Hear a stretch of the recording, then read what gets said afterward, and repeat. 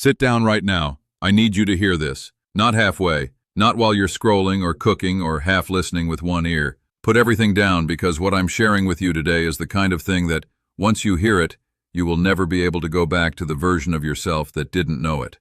Today is the day the fog lifts, the day the silence breaks, the day you finally get told the things that were always meant for you but somehow never reached you. So close the distractions, take a breath, and stay with me because this is yours. Let me ask you something honest. Have you ever looked at your own life and felt like you were watching someone else live it? Like the version of you that gets up every morning, gets through the day, holds it together for everyone around you. That version isn't the full picture. Like somewhere underneath all of that performance and function and surviving, there is a version of you that is so much larger, so much more awake, so much more alive than anything you've been allowed to show. Like you've been operating with a ceiling over your head that nobody else seems to notice, but you feel it every single day. This quiet, persistent pressure that keeps you just small enough, just contained enough, just quiet enough. If that question landed somewhere real in you, then keep going, because everything I'm about to say was written for exactly where you are right now. The first thing you were never told is the full, unfiltered truth about who you actually are. Not the label your family gave you, not the story your worst moments tried to write, not the version of you that got shaped by the people who couldn't understand what they were looking at. I'm talking about who you are from the perspective of the one who designed you. And the truth is striking. You are not an accident of genetics or circumstance. You are not a vague, generic creation dropped into the world without intention. You were constructed with specificity, with precision. Every part of you. The sensitivity that sometimes feels like a liability, the depth that makes small talk feel almost painful, the intensity that other people have spent years telling you to tone down. All of it was intentional. All of it was engineered for a purpose that required exactly that combination. A surgeon's hands aren't superior to a sculptor's hands. They're just designed for a different kind of work. And the work you were designed for required all of this. The parts you've been apologizing for, the parts you've tried to sand down to make yourself easier for people to digest, those are not flaws. Those are features. And until you stop trying to edit yourself into something smaller, you will keep walking into rooms that were never built for your wingspan. The second thing you were never told is the real reason your life has been hit the way it has. Because you've noticed it. You're not imagining it. The hits have been specific. The timing has been surgical. The attacks have come at exactly the moments when you were closest to something real, something big, something that would have changed everything. And there is a reason for that precision. Opposition is not random. Strategic opposition targets strategic threats, and the level of targeted resistance your life has faced is a direct reflection of how significant what you carry actually is. Think about it this way. Nobody sends an entire army after someone who poses no threat. Nobody deploys sophisticated, sustained, years-long campaigns of confusion and discouragement and delay against someone who doesn't matter. The weight of what has come against you is evidence of the weight of what lives inside you. Every time a relationship blew apart at the exact wrong moment, every time a door closed the day before it should have opened, every time you were this close and then something happened, that was not bad luck. That was targeted interference with a target that was deemed dangerous enough to warrant it. And here is the thing about targeted interference. It only intensifies when the breakthrough is imminent. You are not being attacked because you're losing. You're being attacked because something in the unseen world has already calculated what happens when you win. The third thing nobody told you is the complete story of your pain. Not the surface version, not the polished sermon version. The actual, full, detailed account of what every layer of suffering was doing inside you while you were just trying to survive it. The rejection you carried, every time you were left out, looked past, not chosen, dismissed by someone whose approval you needed, was not punishment. It was surgical preparation. It was slowly, methodically removing a dependency on human validation that would have been your greatest vulnerability in the work ahead. Because what you're being prepared for requires you to say things that will not always be applauded, to take positions that will not always be popular, to walk in a direction that the crowd is not walking in. And someone who collapses every time they don't get approval cannot do that work. So the rejection came, again and again, not to destroy you, but to build in you a rootedness that doesn't depend on a standing ovation. The betrayal you experienced, the people who knew your full story and used it, who had your full trust and didn't honor it, was teaching you something that no classroom and no mentor could have taught you. It was teaching you the difference between loyalty and mere familiarity. Before the betrayal, you couldn't always tell them apart. You called long-standing relationships deep. You called consistent presence trustworthy. The betrayal gave you eyes to see the difference, and those eyes, sharpened by that specific pain, are the very eyes that will protect you in the relationships that are on their way to you. The ones built on real foundation. The ones that won't fall apart the moment life applies pressure. You couldn't fully recognize what safe looks like until you'd felt the full force of what unsafe does. The waiting you've endured, the seasons of delay, the prayers that seemed to echo unanswered in an empty room, the sense that everyone else was moving while you stood still. That waiting was not God forgetting you. It was God developing you. Because there is a consistent gap between the moment a blessing is decided and the moment it's delivered, and that gap is not wasted time. It is the most important time. It is the time in which the person who would have broken under the weight of the blessing becomes the person who can carry it. What's coming requires a version of you that didn't exist at the start of the wait. It's being built right now. The wait is the work. The fourth thing you were never allowed to know is what is actually in motion around your life at this very moment, at a level your eyes cannot access. There are assignments deployed against you right now, specific, named, intentional strategies designed to keep you confused about your direction, discouraged about your timeline, isolated from the people who would sharpen you, ashamed of the gifts you carry, stuck in a loop of comparison with lives that were never your blueprint. These are not moods. They are not personality tendencies. They are organized resistance. But on the other side of that resistance, something else is happening simultaneously.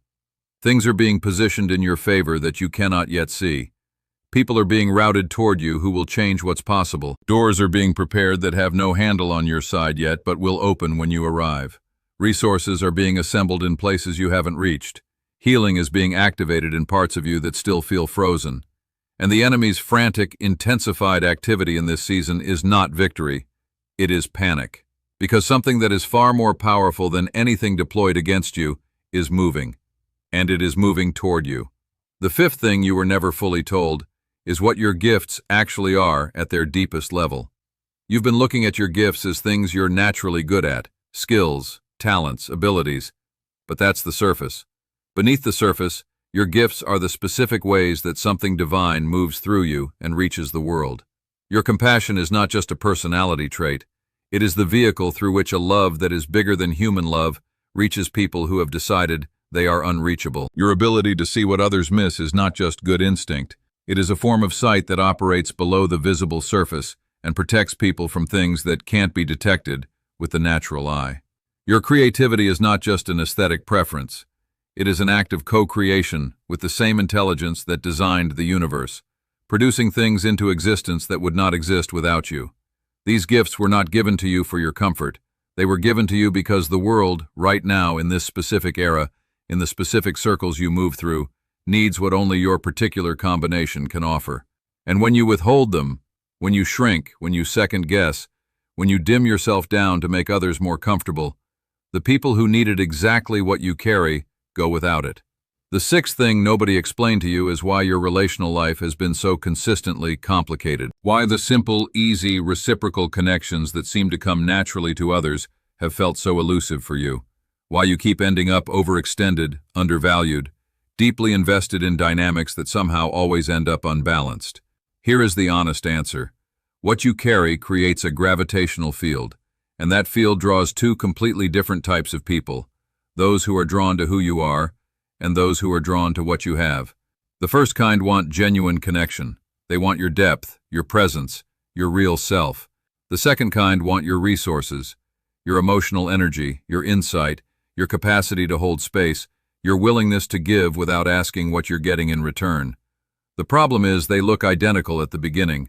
Both approach with warmth. Both express genuine interest. The difference only becomes clear under pressure, over time, when the cost of the relationship becomes evident.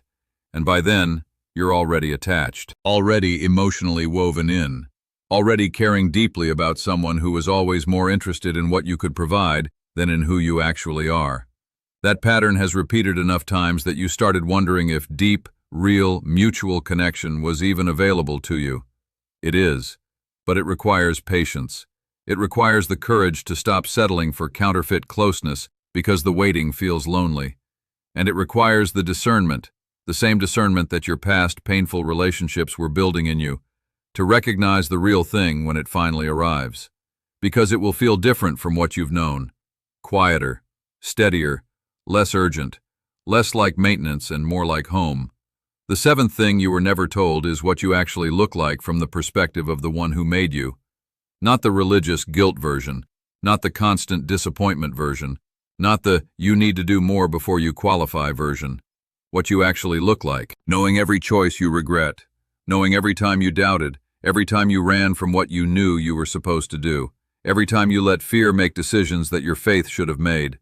From that complete, total, nothing hidden vantage point, you are not seen as a project that keeps underperforming. You are seen as the one chosen for a specific assignment that is still completely intact, still completely possible, still completely on course, not despite what you've been through, but because of what it added to you. Your failures didn't disqualify you. They gave you a testimony that polished success could never produce. Your pain didn't disqualify you. It gave you a compassion that can only be carried by someone who has actually walked through it. Your mess didn't make you a cautionary tale. It made you a credible voice for everyone who has been in the same mess and desperately needs proof that there is a way through it. You are not seen as broken. You are seen as being completed. The eighth thing, the one I want you to carry longest, is the truth about the season you're in right now. Because I think you've been treating it like a waiting room, like a holding pattern, like a pause in the real story. It's not. Where you are right now is not the waiting room. It is the launch pad. And those are fundamentally different things. A waiting room is passive. You sit, you endure, and eventually something comes to get you. A launch pad is active. It is the place where the final calibrations happen, where everything is loaded, checked, and aligned for one specific moment of ignition. That is where you are. Everything that has been happening in your life during this season, the development, the delay, the refinement, the seemingly endless preparation, it hasn't been time wasted in a waiting room. It has been fuel being loaded onto a launch pad. And launches don't drift gently into motion. They ignite. They go from stillness to extraordinary speed in a moment that shocks even the people watching most closely. That is what is coming. Not a gradual improvement of the life you've been living. An ignition into the life you were actually designed for. So let me close with this. Today is a marker. Not because of the date on the calendar, because of what shifted in you while you were reading this. You came into this knowing some things and wondering about others. You are leaving it knowing more of the truth than you walked in with, knowing the full story of who you are, knowing why the attacks have been what they've been, knowing what your pain was actually doing in you all this time, knowing that what is moving toward your life right now is greater than anything deployed against it, knowing that the season you're in is not a waiting room, but a launch pad, and the version of you that knows those things is not the same as the version who didn't. You cannot unknow what you now know. And knowing this changes the posture, changes the walk, changes the way you hold yourself in a room, changes the way you respond to the next attack, changes the way you open the next door. Not in an arrogant way, in a rooted, unshakable, I know exactly who I am, and nothing you do to me can stop what is moving through me kind of way. That is what you carry out of this. That is your foundation. Go live from it. Go speak from it. Go build from it. Go love from it. Because you were never ordinary. You were never an accident. And everything that tried to convince you otherwise was simply afraid of what happens when you finally know that.